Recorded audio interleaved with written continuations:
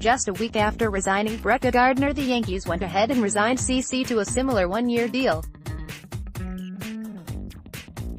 CC will enter 2019 as the second longest tenured Yankee behind Gardner in what will likely be the final season of what should go down as a Hall of Fame career. CC is a solid back-of-the-rotation starter and a terrific clubhouse leader, but you have to think there are more moves to come from the Yankees to upgrade the starting staff for next season. $8 million for 1 year is a fair deal for CC at this point in his career, and apparently, he accepted less to return to New York because he had no interest in playing elsewhere, according to Mark Feinsand of MLB.com. Sabathia took less money to come back to the Yankees and had no interest in testing the market. While he isn't saying this will be his final year by any means, his family is firmly planted in the New York area and, ideally, he would like to ultimately retire as a Yankee. Mark Feinsand at Feinsand, in November 6, 20,182,019 should be a milestone season for CC, as he's only 14 strikeouts shy of 3,000 for his career and 4 wins shy of 250. As long as he stays healthy, it's a sure thing CC reaches those totals, and it's only right that he does so in a Yankee uniform.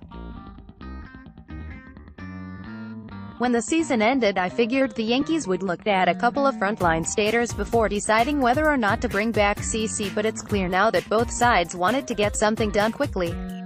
It's good to have CC back for one more season, but the front office still has a lot more work to do to make sure the Yanks have a rotation capable of leading them to a championship in 2019. The rotation failed the Yankees this past postseason, and right now, even with CC back in the fold, there's still need for improvement.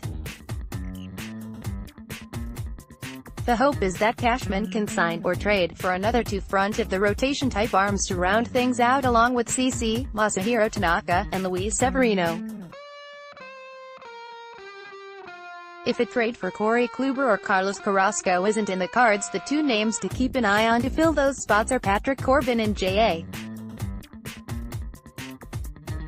More from Yanks Go. Yardy don't think the Yankees can risk going into next season with CC as anything other than their fifth-best starter, so adding Corbin and Happ to pitch in front of him is something that needs to be heavily pursued. According to reports from SNY, Happ has already had preliminary talks with the Yanks, but like Corbin, he'll have many suitors vying to sign him. We'll have to wait and see how things play out, but if the Yankees really want Corbin, in particular, they should be able to get him. The interest, as we all know, is mutual. Corbin grew up a Yankee fan in Syracuse, New York, and he talked earlier this season about how he'd love to play for his childhood team. It's going to take a lot to get him, possibly 5 years, $100 plus million, but the Yankees have the funds to offer him a big deal. Next, the one team the Yankees should trade Sonny Gray to Happ might be tougher to resign because he could be looking for a 3-year deal, and I'm not sure the Yanks would be willing to offer him that, considering he'll be 36 next season. However, if they did offer him a 2-year deal with a club option for a third year at around $13 minus $14 million a season, that could be enough to get him.